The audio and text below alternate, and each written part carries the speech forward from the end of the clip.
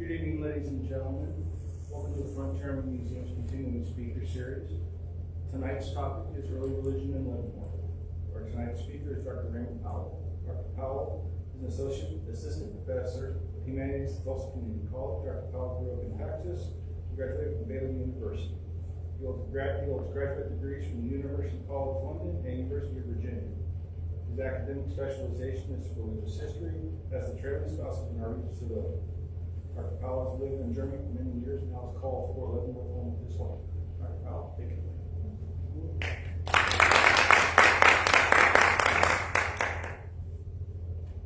Okay, microphone on. I would like to thank Megan Hunter for the opportunity to speak tonight. Thank you all for attending. And as we go through the slides, I have to express my appreciation to my wife Becky for help putting them together, and my niece Sally Stewart, who took about half the pictures. My academic specialty is religious history. And as I work on religious history in the Leavenworth area, my goal is to give attention to what the Army Chaplain Corps calls low-density religious groups. That is, the smaller groups that sometimes don't get as much attention as others. As one of Kansas's historic cities, Leavenworth has lots of firsts. The First Episcopal Church, the First Baptist Church, on and on. I happen to know a lot about Presbyterians. I know where to find information about Presbyterian congregations. I know there were plenty of Presbyterians around in the early days of Leavenworth, but Presbyterians are very well documented. I plan on addressing two topics this evening. The first is going to be the Jewish community in Leavenworth. The second will be utopian communities of different faith traditions with Leavenworth connections. These are the first of a number of projects I hope to cover for the museum. As we look at the topics, we'll have a chance to think about specific faith traditions, but we'll also connect with immigration patterns, with historical values, and with different strands of American history. So, turning to the Jewish community in early Leavenworth. Historically, Jewish immigration to America can be divided into two distinct movements. The first Jewish immigrants were Sephardic Jews. Their remote ancestors came from Spain or Portugal, but several generations had lived in the Netherlands before coming to America. These were the Jews who immigrated to America before the Revolution, some as early as 1654. These immigrants were largely well-educated and tended to be of the prosperous merchant class. We would probably label most of them as upper middle class. These Jewish immigrants often settled in cities on the East Coast of the United States and were socially integrated into their communities. I'm not going to stop and point out most of the slides, but I do love the slide on the right. You have a colonial couple, and you would have no idea that they were Jewish if it weren't for the menorah sitting in the background. These were socially well-integrated people. They were involved in communities, and unless you happen to know for some other reason, you wouldn't know they were Jewish. They fit in well in American society. The next wave of Jewish immigration started in the 1800s and reached its peak in the 1840s. The first group of Ashkenazi Jews came from Germany or the Austro-Hungarian Empire. These immigrants tended to be poorer and less well-educated than Sephardic Jews, and they did not assimilate as easily into American society. They tended to settle in small towns or cities in the Midwest, the West, or the South. A common pattern of settlement would be for a member of this group to find work as an itinerant peddler, travel around, save some money, and eventually settle down with a small shop in a town. These Ashkenazi of German background are the Jews who first settled in Leavenworth in the 1850s. The last big wave of Jewish immigration dates from the 1880s. These were also Ashkenazi Jews, though from Eastern Europe as opposed to the German lands in Middle Europe. These immigrants were generally uneducated and extremely poor. Socially, they did not integrate well into American society. Like other immigrants of this era, they tended to settle in big cities and find work in factories or do manual labor. When we get to utopian communities tonight, the second half of my presentation, the Jewish immigrants who settled in Jewish communities in Kansas were generally of this background. So the first Jewish settlers to Kansas arrived in the Kansas City area prior to 1840. As a group, Kansas Jews typically supported abolitionism, and some even served in the Free State Militia under John Brown. Perhaps the earliest Jewish residents of Leavenworth were Jonas Woolman, his wife Betty Cohn, and their children. Woolman was a native of Prussia. He had an advanced theological education, but as an immigrant in St. Louis, switched his focus to business.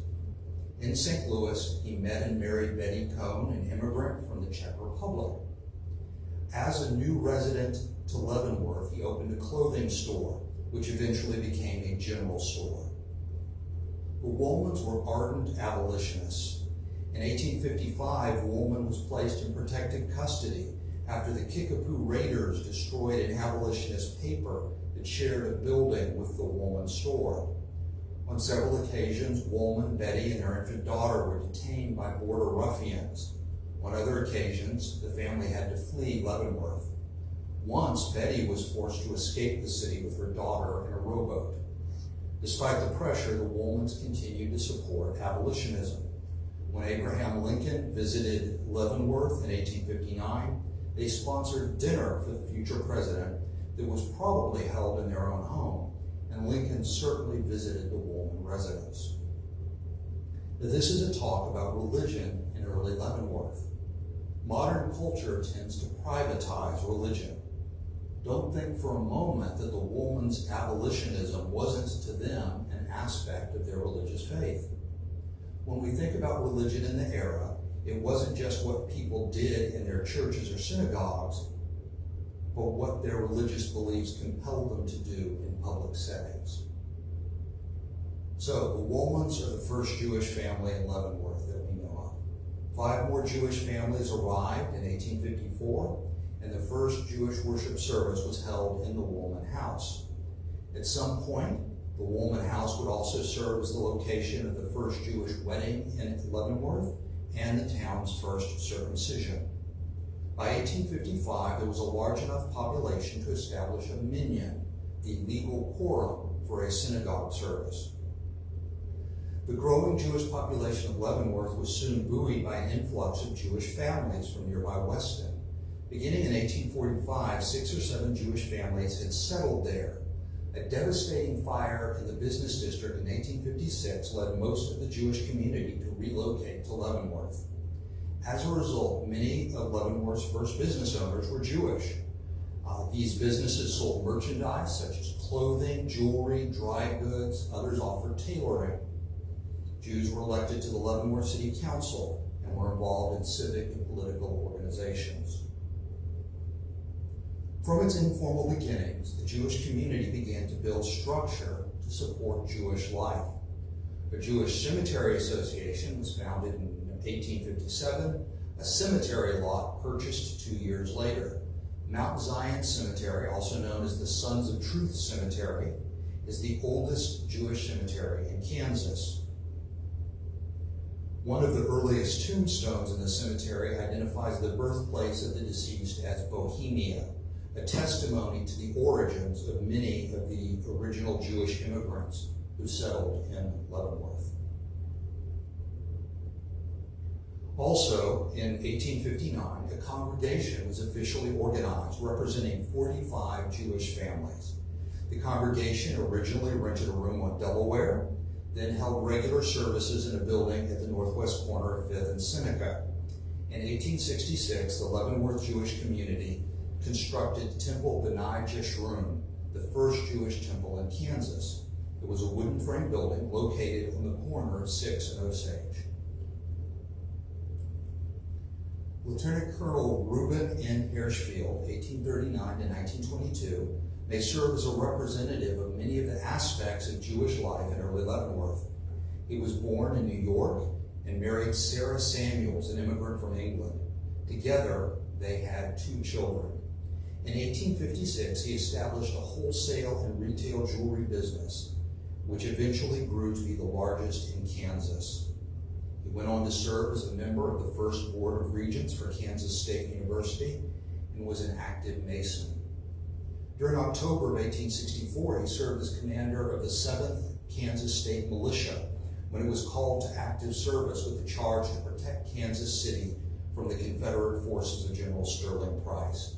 During Price's raid, when all regular Army units were rushed off to the front, he spent a few days as the commanding officer here at Fort Leavenworth. He was a charter member of Temple B'nai Jeshurun. Foreshadowing the future of Leavenworth's Jewish community, Hirschfield's children relocated to Kansas City, and late in life, he moved there to be nearer to them. For many years, the Jewish community in Leavenworth thrived. In addition to B'nai Jeshurun, affiliated with Reform Judaism, an Orthodox synagogue known as the House of Jacob was founded in 1881. The original Temple B'nai Jeshurun building was torn down in 1916 and replaced by a brick structure in Federal Revival style. Eventually, demographic change led to the decline of the Jewish population. The House of Jacob closed in the 1960s. Leavenworth Jews continued to worship at the temple into the 1970s until it too closed. Today, the building of Temple B'nai Jeshurun survives, but as a residence. Now, from a particular religious tradition in Leavenworth, let's think about something very different. From the beginning of American history, some Americans have chosen to band together to form ideal communities where they could practice their belief and values. Some utopian communities engaged in some kind of communalistic living. This might include shared housing, shared tasks, or shared income.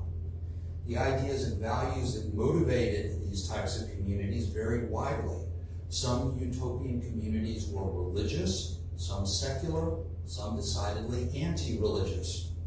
Utopian communities have attracted the rich and the poor, male and female, immigrant and native born.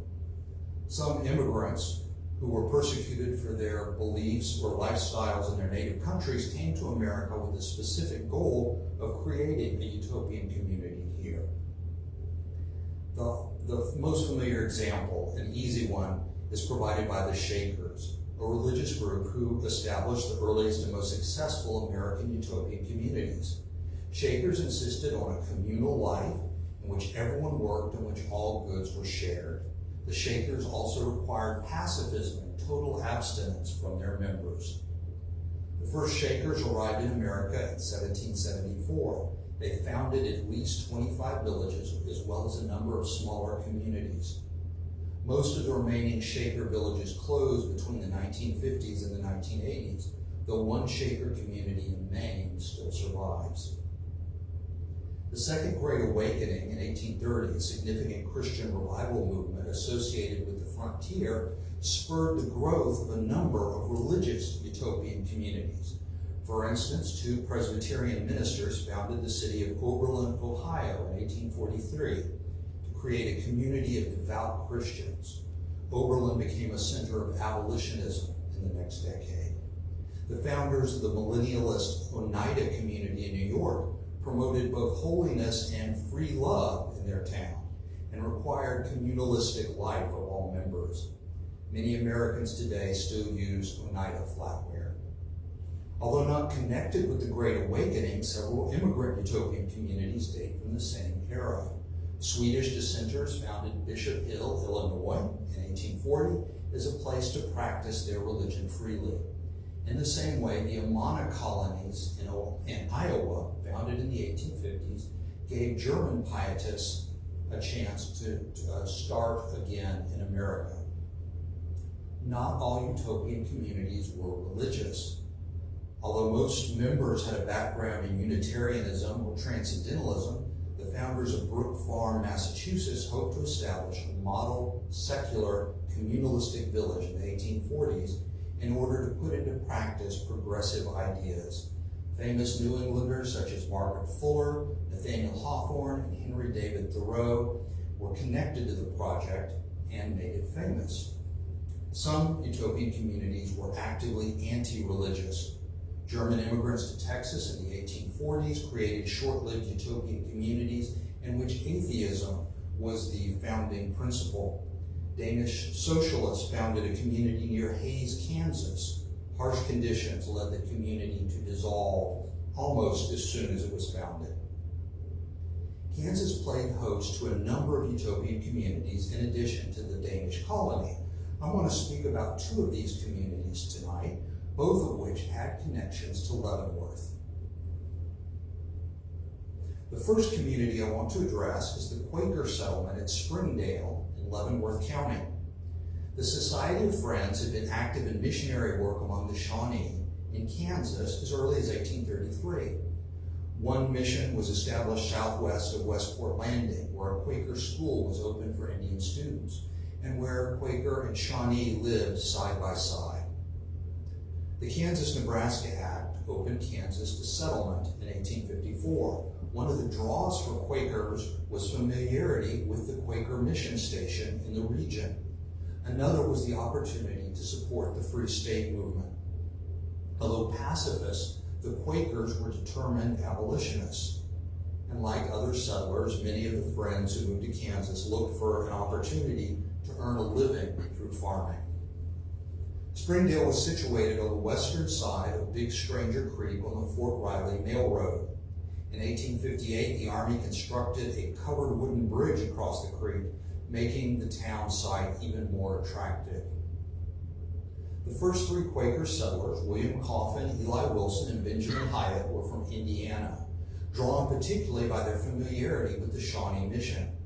They had all met at an annual Friends meeting in Indiana, and they agreed to work together to look for opportunities in Kansas. Their goals were to support the Free State movement and to establish a Quaker community.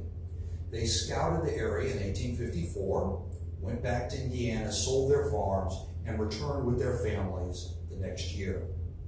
By December of 1857, there were about 50 Quakers in Springdale, most of whom came from Pennsylvania.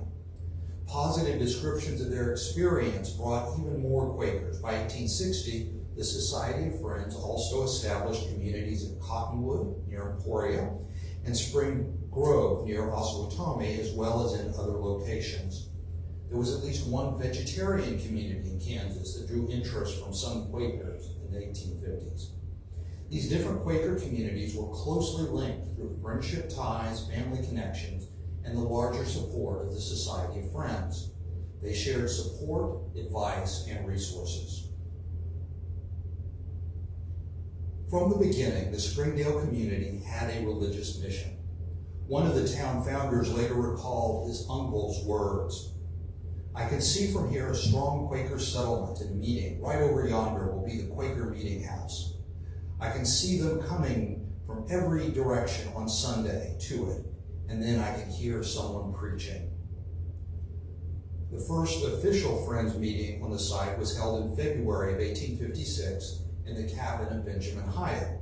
Regular meetings were held from then on. At first, meetings were held each Sunday morning. Later, meetings were also held on Wednesday mornings. Since there were no Friends clergy available, the meetings in the Quaker custom would be held in silence.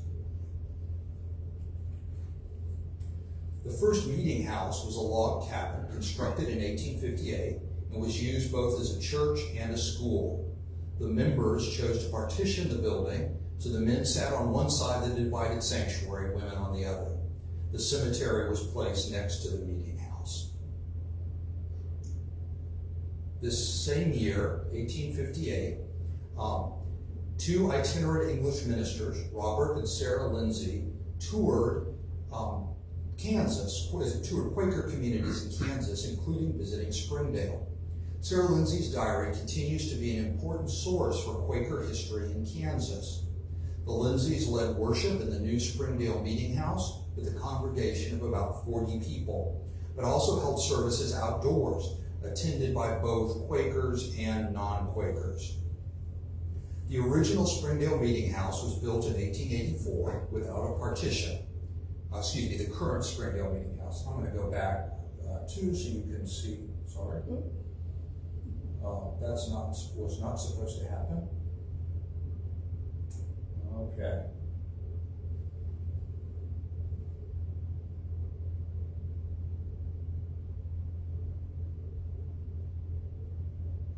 So, the current Springdale Meeting House. This one? Okay. Was built in 1884. Friends Cemetery is alongside. The first burials there date from 1860.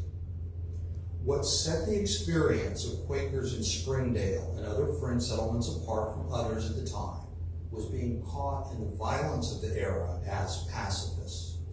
The Friends were radical abolitionists committed not just to the end of slavery, but to full racial equality. Most saw their presence in Kansas as a witness for these values. But it was a violent time, a time when free state militias and pro-slavery militias battled each other and frequently targeted civilian bystanders.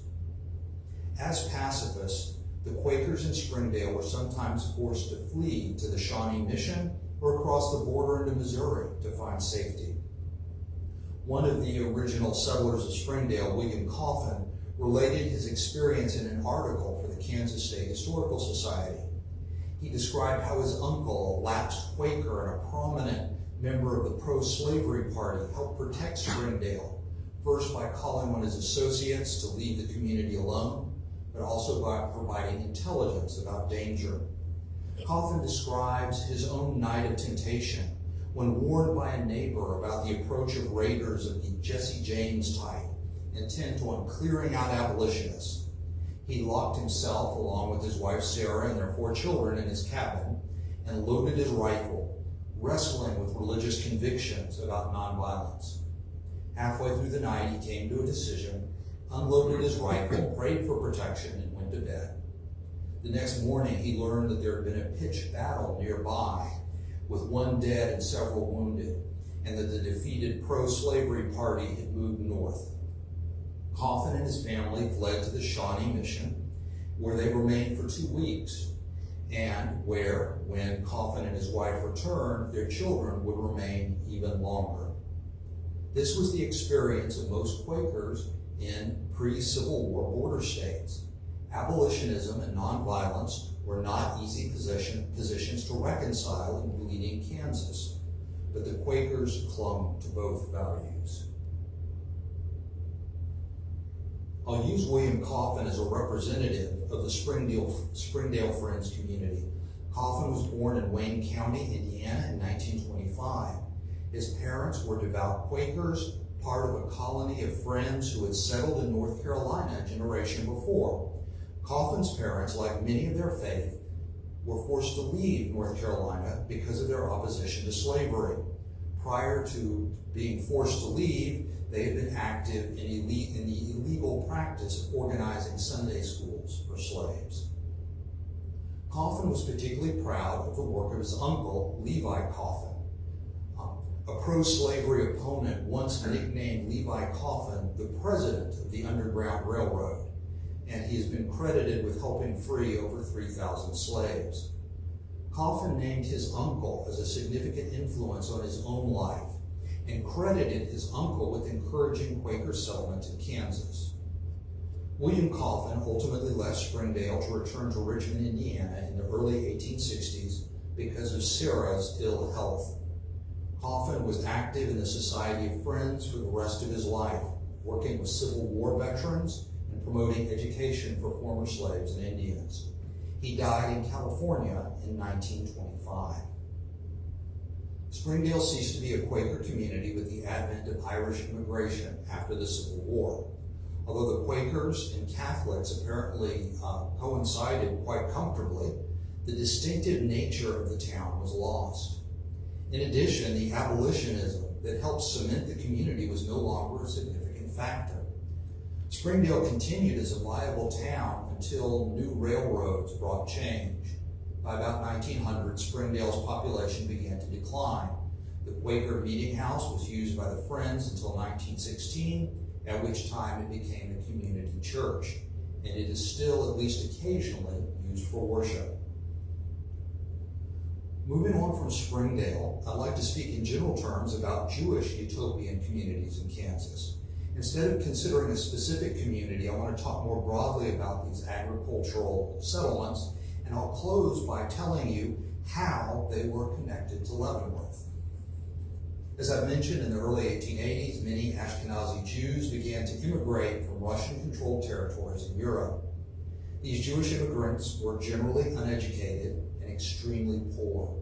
They were most frequently agricultural laborers of the social class we would describe as peasants. The Russian government had segregated them and persecuted them.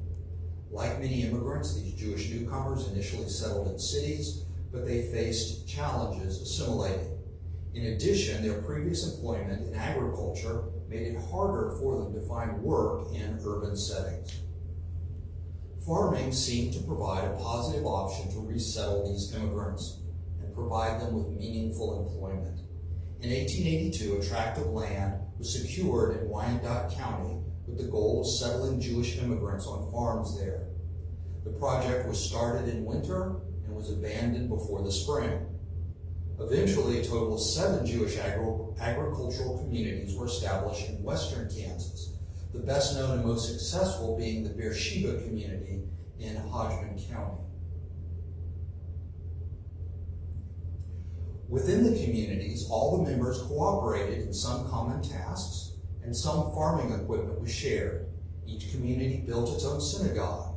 Many of these small communities also constructed a local school. In Beersheba, children attended classes in the sod schoolhouse during the day. Adults attended classes in the evening. The community spent funds buying books, as well as hiring an American woman to teach. All of these communities ultimately failed, most by the end of the decade. There were issues over funding. Not all the prospective farmers had previous farming experience. Land in western Kansas was difficult to cultivate. The biggest issue, though, was a series of climate and weather events that ultimately doomed the settlements. Several years of drought made the farms untenable. Some of the communities also suffered from catastrophic tornadoes. So what connects these Jewish agricultural communities with Leavenworth? Jewish charitable societies. In the 1880s, assisting Jewish immigrants was a major concern of the Jewish American community, and most of the funding for the agricultural communities in Kansas came from Jewish welfare boards and Jewish benevolence associations. The Jewish community in Leavenworth included a variety of charitable organizations, including a women's benevolence association. Because of the lack of records, I can't tell you precise amounts, but money from Leavenworth would have gone towards establishing or supporting these Jewish agricultural settlements in Kansas. This evening's talk is about religion in early Leavenworth, so I'll simply point out that about the same time these Jewish settlements were being established, there was also a move to establish settlements for former slaves. So there were African American settlements as well. They didn't have the religious goals, but they had other aspects of these utopian communities that were so common in different times in America. In conclusion, let me make a few general comments about religion in Leavenworth's history. You may have noticed there weren't a lot of pictures to go along with this presentation. Most of the people in the communities I've discussed this evening were the sorts of people who didn't leave much behind. This is especially true for communities that no longer exist. There was no Springdale Historical Society to interview original settlers or preserve pictures. There is no Leavenworth Temple to keep an internet site with the stories of its founders alive. Even the Jewish community in Leavenworth left little behind, despite the fact that the descendants of some of the families here went on to great prominence in other parts of America. Most of the temple's records were burned in a fire sometime before 1920. There's no temple community to preserve documents or pass along stories. Repurposed buildings and grave markers are the most enduring records. For talk about religious communities, there may not have been a whole lot of religion tonight. We don't have old sermons. We don't know what hymns people loved. We don't have records of their private devotion or personal piety. We can track communities, which is what I've done tonight. We can also remember that for many of the communities discussed, public actions such as abolitionism or nonviolence were certainly an integral part of the faith of most of the individuals in the communities. This lack of sources is also connected to people who weren't talked about this evening. Most of the individuals named were men. Betty Woolman was a woman of formidable character and ability, but in terms of her childhood or her time in Leavenworth, you now know everything that I know about her. Most of the women, as with most of the men, left little records of their concerns, their work, or their achievements. We know them only through their communities. Religion isn't the only way to learn about people of the past. However, religion was important to some of those who went before us. It's one way of learning something about our forebears, and for many of those who settled in early Leavenworth, faith was so important to them that we can't understand their lives without taking it into account. As you've seen this evening, learning about religious history of our larger community also connects us with many strands of the past. So thank you for attending this evening, and I appreciate you being here, and I would be glad to answer questions if I am able, but I make no promises about that.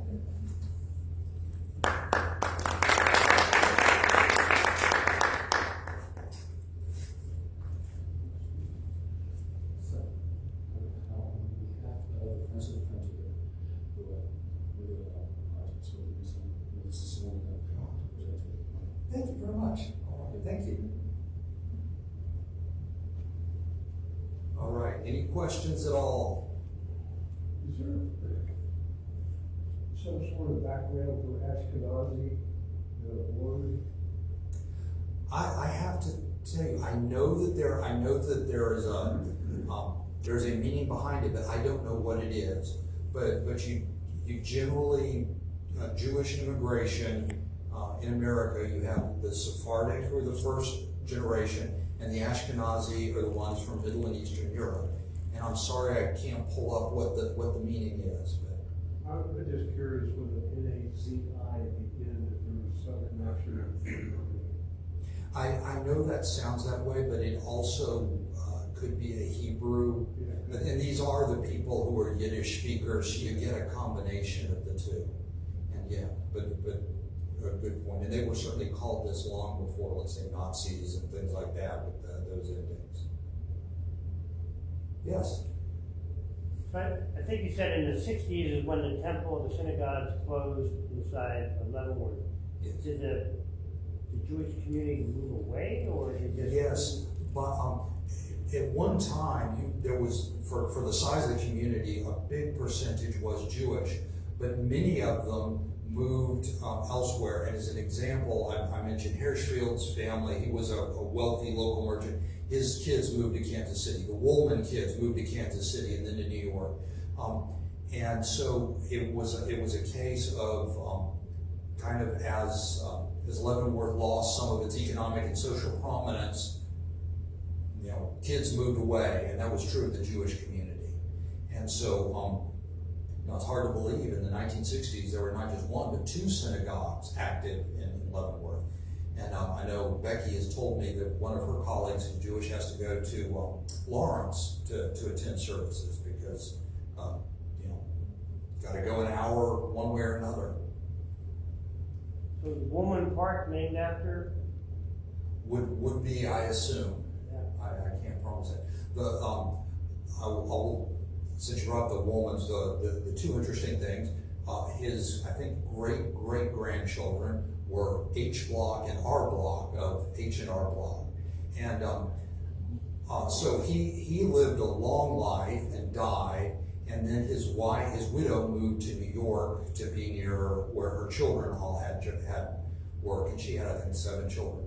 But late in her life, and she lived a long time, in an interview, one of her grandsons or great-grandsons of a group of people who are all what we call captains of industry said that no one in the family would make a business decision without checking with grandma first, because she had such wisdom that they listened to her. Caleb is watching from North Carolina. He and Riley said to tell you hi. Okay. And Caleb has a question. What was the religion of the people who went on the Oregon Trail that came through here? Do you know their religion? Ah, that's a great question. They actually would have been people of all different religious groups, because it was this was America passing through, and so you would have had any group you can think of probably represented. He thanks you. I know you have mentioned, for most of these groups, they had a common or shared, in their beliefs in abolitionism. Is it safe to assume that most of those groups also participated in efforts to assist with the Underground Railroad? The Quakers had a split over this, and I'm referring specifically to the Quakers because they had the organization. And at one point, they were encouraging their members to support helping slaves escape, educating slaves, even though it's illegal, on and on. And at some point, under the pressure of laws against certain Quaker communities, they came out with a statement that we work for legal abolition, do not break the law. The Society of Friends actually split, and it was a small group that said, we'll call it denomination of Friends then, that said, we will continue to do this. For a lot of other groups, I don't know. I do not know, for instance, if Jews in Leavenworth were helping slaves escape. There were certainly groups in Leavenworth that were, but I don't know about the Jewish community. You run into that different understandings of how does the law apply to me, and in many religious communities you obey the law unless, or maybe you don't bother obeying any laws, and there's a spectrum. Thank you.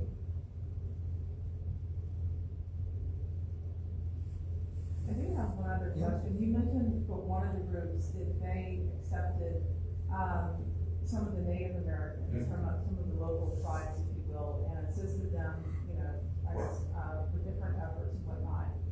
When we think of Indian schools, that has a very negative connotation. So I am assuming for these groups that was not the case. It was much more benevolent, it was much more humanitarian in nature.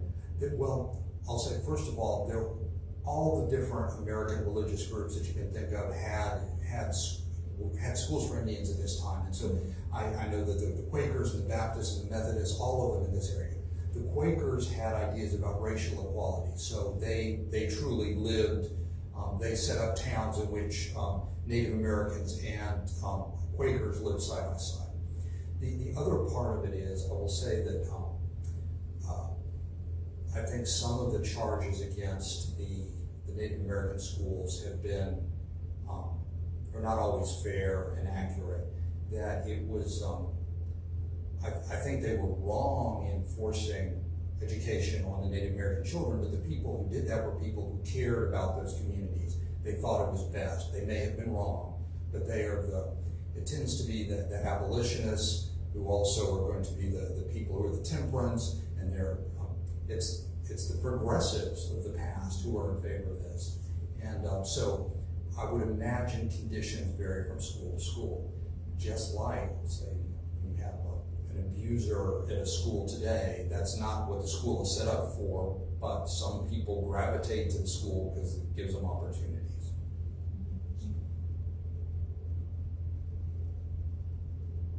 All right, well, thank you very much.